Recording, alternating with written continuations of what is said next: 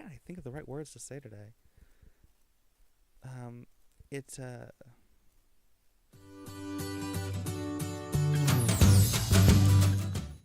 Hello everybody and welcome back to Let's Talk. So as promised, this is episode 2 of our of the series on humans under a microscope, talking all about the human microbiome. Pretty exciting. So, as some of you may have heard, there is this idea going, the very popular idea that there are more microbial cells on the human body than human cells, which, if you look it up, is actually true, but the numbers that you see probably aren't. One of the more common numbers that you see is that there is a 10-to-1 ratio of microbial cells to human cells. This was based on a 1972 study that overestimated the number of microbial cells in the human digestive tract.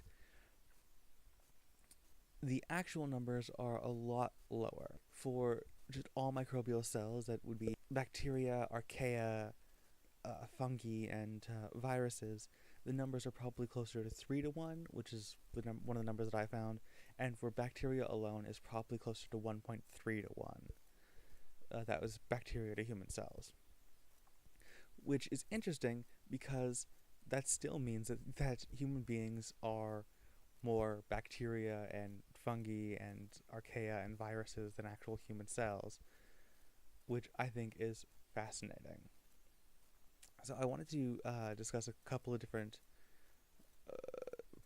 just touch on a couple of different things about the various microorganisms living on and in us. So let's go ahead and start with bacteria.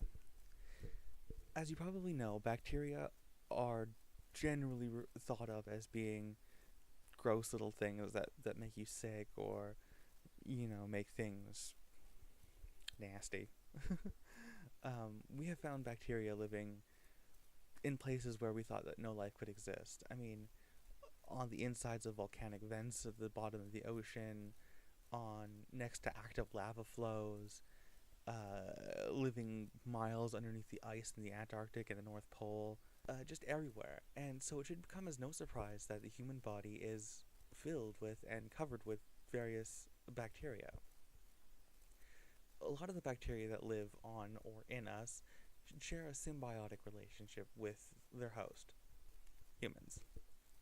And what that means is the coexistence between them and us is beneficial for both them and us. A lot of these symbiotic bacteria actually remove things from our body that are harmful to us, or they protect us from things that are harmful to us, like viruses and other bacteria. And so it should be noted that without these bacteria, there's a pretty good chance that human beings wouldn't survive. We wouldn't be able to live as long as we do.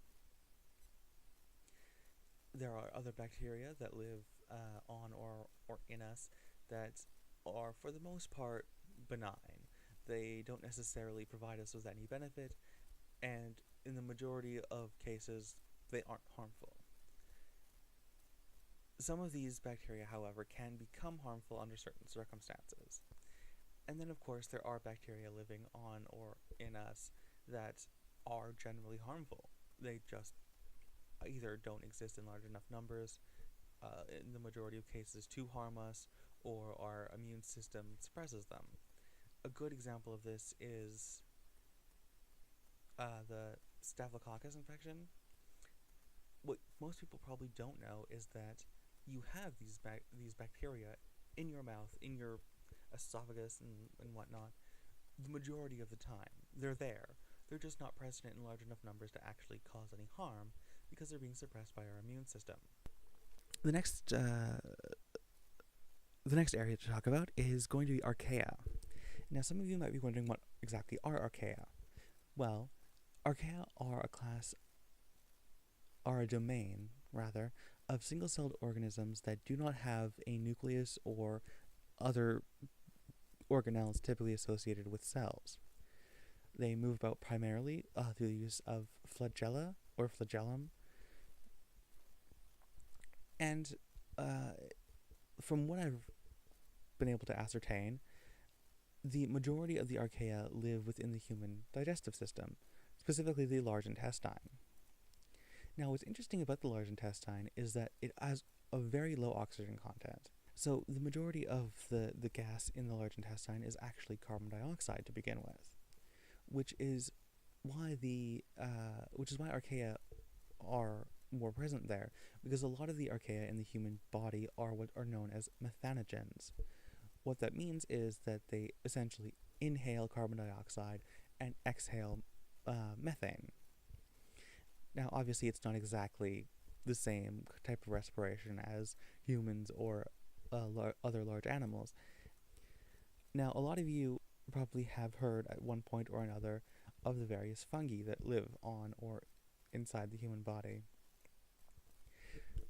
Specifically, one of the more common things that people have heard of is athlete's foot, which is the general name for a fungus that lives on or in between your toes.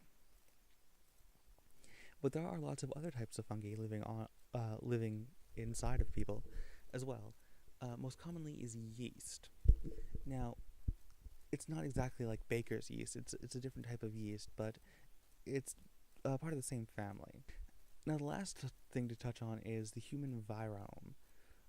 So you may be thinking, well, isn't it the job of our immune system to get rid of all the viruses on us? Well, yes and no. There are certain viruses that can make us very sick. Of course, the common cold, strep throat, things like that. Let's see what else comes to mind. Well, there's a lot. There's probably thousands of different viruses that can really screw you up for a while. But there are viruses out there that just don't affect humans. There are viruses that perhaps affect other animals or affect plants, but they still exist on us. They can still survive in or on the human body. And what's interesting about viruses is that they kind of steal DNA. So when a virus infects a cell, it basically, well, for lack of a better word, it breaches the cell membrane, enters the cell, and kind of takes over. And a virus has to do some very specific things in order to survive. It has to be able to enter the cell without the cell dying. It has to be able to take over the energy production through the mitochondria without starving the cell or having the cell die. And it also has to try and produce more of itself without causing the cell to die prematurely. Now, in some cases, viruses do eventually want the cell to die and, for various copies of the virus to escape and infect other cells. But there are viruses out there that just need to take control of the cell and multiply and use that as kind of like a home base, for lack of a better term.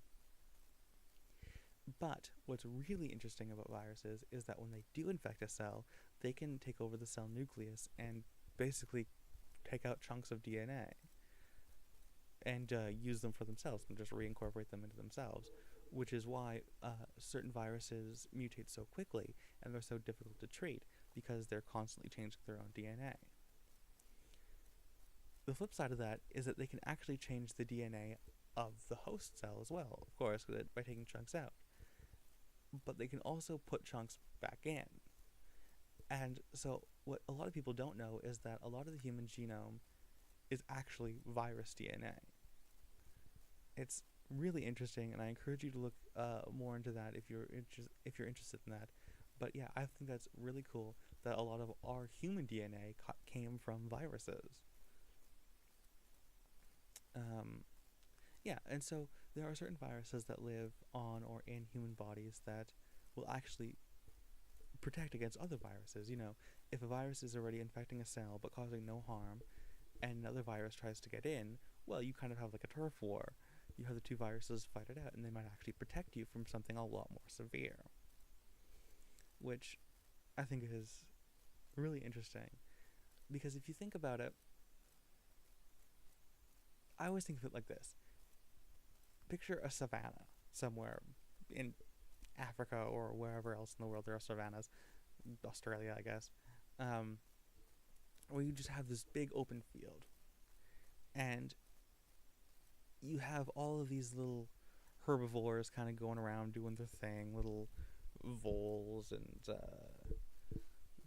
rats and probably rabbits and all that kind of stuff. That's kind of like the bacteria in your system. And then you have all of these kind of bugs. They're like, they go around. You have like dung beetles that clean stuff up, and you have insects and all that kind of stuff. Those are kind of like the archaea. You have, of course, all the plants and other natural resources that all of these things coexist with. That's kind of like the fungi. And then you have the predators and the apex predators like lions and tigers and bears. Oh my. And those are kind of like viruses. But the thing is, they all have to exist together, and they all exist together in a delicate balance so that this savanna can continue its ecosystem. And that's how I always picture, when I think about the human microbiota, is like a savanna. You have all these different things living on or in you, but they all exist in a delicate balance to create an ecosystem. The ecosystem in this case is just your body. And so I want to kind of end off with a quote that I came across in my research. I can't remember exactly who it was, but who said it, but the quote is that human skin is a veritable microbial zoo. And that might sound gross to some people who are creeped out by having all these little things on their skin, but I think that's really cool. It's so interesting to think that we host thousands of different species of microorganisms, so small that we can't see them with the naked eye, yet they're there, and they're helping us live, and they're helping us stay healthy, and they're just doing their own thing. I mean, it's not as if these microorganisms have any sort of consciousness, but if they did, it's very likely that they wouldn't even be aware of us either. We're so massive compared to them, they wouldn't be aware of what exactly they're living on, and we're not really aware of them on a daily basis either. Yet, we're both there, existing and helping each other. I think that's really cool. So yeah, if you like this video, please feel free to press the like button down below. If you want to see more content from this channel, including the continuation of this series, please feel free to subscribe. If you have any comments about anything that I may have missed or anything you'd like me to cover in the future, please leave a comment down below on Facebook or on Twitter. And until next time, have a great day.